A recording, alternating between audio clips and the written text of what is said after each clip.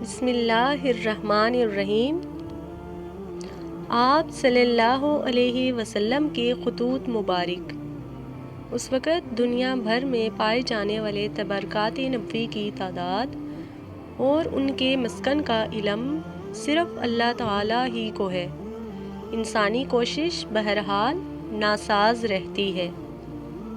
ہماری معلومات کے مطابق ان تبرکات میں سب سے زیادہ تعداد موئے مبارک اور مکتوبات گرامی کی ہے۔ مندرجہ بالا مضمون محترم جناب نثار احمد فاروقی صاحب، شعبہ عربی، دلی یونیورسٹی دلی نے لکھا ہے۔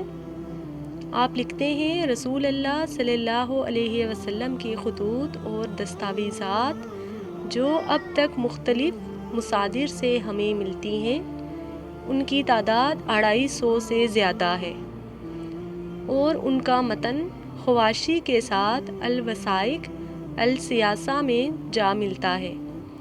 دنیا کے تمام بانیۂ مذاہب میں یہ امتیاز بھی فخر موجودات صلی اللہ علیہ وسلم کو ہی ہے کہ آپ کے مکتوبات کی کم از کم 4 اصلیں دریافت ہو چکی ہیں۔ ہمارے قدیم مورخ بھی بعض خطوط کو اصل شکل میں دیکھنے کی شہادت دیتے ہیں۔ ایک خط اسپین کے عیسائی بادشاہوں کے قبضے میں تھا۔ ایک اور خط کے دیکھنے کا حال ابن فضل اللہ العمری نے کتاب المسالک الابصار میں لکھا ہے۔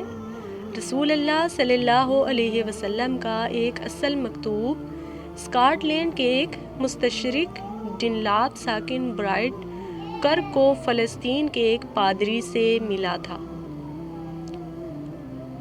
اس کا مکس پہلے جرنل آف رائل ایشیا تک سوسائٹی لندن جنوری 1940 میں شائع ہوا۔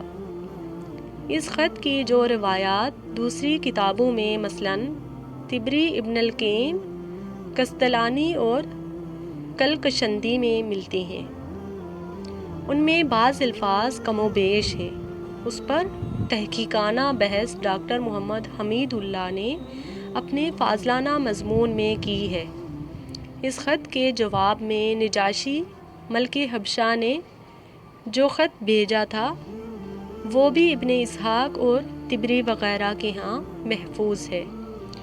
نجاشی کے نام رسالت معاب کے مکتوب گرامی کے بارے میں ڈاکٹر محمد حمید اللہ لکھتے ہیں، ابھی حال ہی میں حبشی اطالوی جنگ کی ابتدا میں اخبارون ہمدم نے مصر کے اخبار البلاغ سے اور اس نے اولیس ابابا کے اخبار برہان الاسلام سے نقل کر کے یہ خبر شائع کی تھی کہ نجاشی نے اپنے خزانے سے انحضرت صلی اللہ علیہ وسلم کا یہ خط جو اب تک محفوظ ہے نکال کر مسلمانوں کے ایک وفد کو دکھایا۔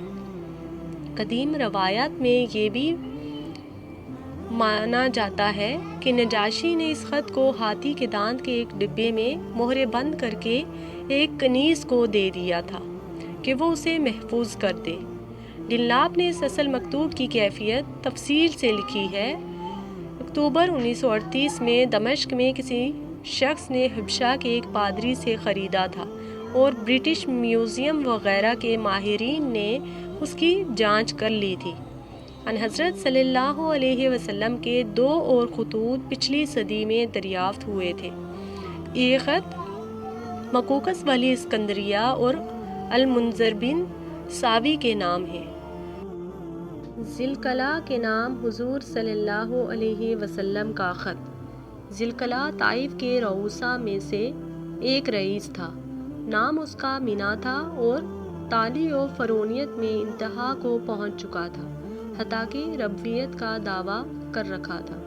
حضور صلی اللہ علیہ وسلم نے اس کی طرف جریر بن عبداللہ رضی اللہ عنہ کے ہاتھ خط مبارک روانہ فرمایا اور حضرت جریر واپس پہنچنے سے پہلے رسول خدا صلی اللہ علیہ وسلم کا وصال ہو گیا۔ 1,00,000 آدمی سجدہ کرتے۔ حضرت عمر رضی اللہ عنہ کے دور خلافت تک ذی القلع اپنی فرعونیت اور بے دینی پر قائم رہا۔ پھر اسلام کی طرف راغب ہوا اور 800 غلاموں کے ہمراہ حضرت عمر بن الخطاب رضی اللہ عنہ کی خدمت میں حاضری دی۔ خود اور اس کے تمام غلام مشرف با اسلام ہو گئے۔ حضرت عمر رضی اللہ عنہ سے روایت کرنے لگا، میرا اتنا بڑا گناہ ہے کہ میرا مان ہے کہ اللہ تعالیٰ نے مجھے معاف نہیں فرمائے گا۔ آپ نے فرمایا، وہ کیا ہے؟